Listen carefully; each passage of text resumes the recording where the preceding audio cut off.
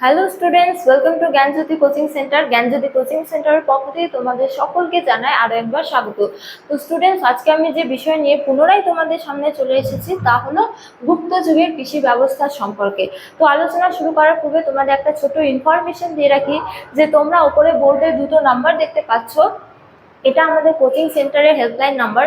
তো আমাদের এখানে তোমাদের অনলাইন ক্লাস নেওয়া হয়, তার সাথে তোমাদের নোটসও প্রদান করা হয়।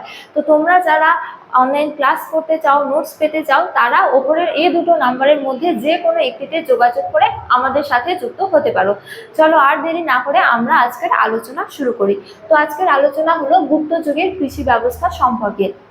তো এক্ষেত্রে বলা যায় যে বিভিন্ন উপাদান থেকে আমরা গুপ্ত যুগের কৃষি ব্যবস্থা সম্পর্কে জানতে পারি। যেমন বিভিন্ন স্মৃতিশাস্ত্র থেকে আমরা গুপ্ত যুগের কৃষি ব্যবস্থা সম্পর্কে জানতে পারি।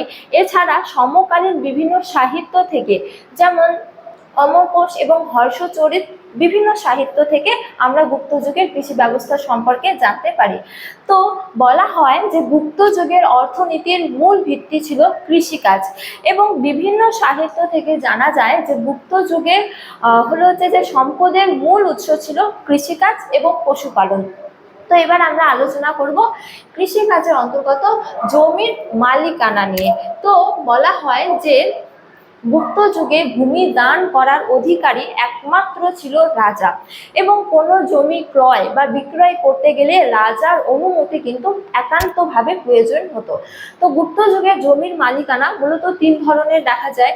একটা হলো যে রাষ্ট্রীয় মালিকানা, এছাড়া ব্যক্তিগত মালিকানা এবং কি গোষ্ঠীগত মালিকানা। রাষ্ট্রীয় মালিকানা অর্থাৎ কোনো জমির সরাসরি হলো যে রাষ্ট্রের অধীনে, বা সেই জমির হলো যে প্রকৃত মালিক হলো রাষ্ট্র। এছাড়া ব্যক্তিগত মালিকানা অর্থাৎ কোনো একটি নির্দিষ্ট জমির মালিক কোনো একজন নির্দিষ্ট ব্যক্তি। এছাড়া গোষ্ঠীগত মালিকানা অর্থাৎ কোনো একটি নির্দিষ্ট জমি কোনো একজন নির্দিষ্ট ব্যক্তির হাতে না থেকে সেটা কোনো একটি গোষ্ঠীর হাতে থাকতো, সে জমির মালিকানা গোষ্ঠীগত। এবার আমরা আলোচনা করব কৃষিকাজে বা কৃষির উন্নতি নিয়ে।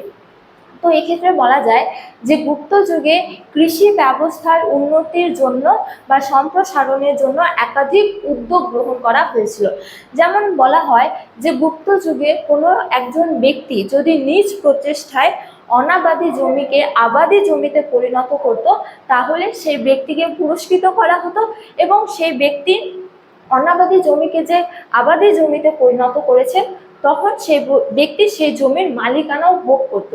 এছাড়া বলা হয় যে গুপ্ত যুগে কোনো এক পতিত জমি উদ্ধার করে সে জমিতে জলসেচের ব্যবস্থা করে সে জমিকে যদি কোনো একজন ব্যক্তি চাষের উপযোগী করে তুলত, তাহলে সেই ব্যক্তি যতদিন পর্যন্ত না সেই জমি থেকে দ্বিগুণ মুনাফা অর্জন করেছে ততদিন পর্যন্ত তার কাছ থেকে কোনো রকম কর গ্রহণ করা হতো না।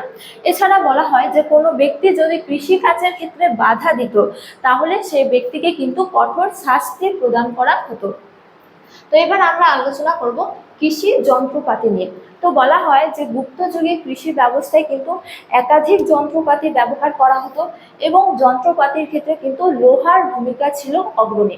যেমন গুপ্ত যুগে লোহার তৈরি লাঙল, লোহার তৈরি কুড়াল এবং কি লোহার তৈরি নিড়ানি ব্যবহার করা হতো যন্ত্রপাতি হিসেবে। এরপরে হলো যে উৎপাদিত ফসল। তো বলা হয় যে গুপ্ত যুগে একাধিক ফসল উৎপাদন করা হতো।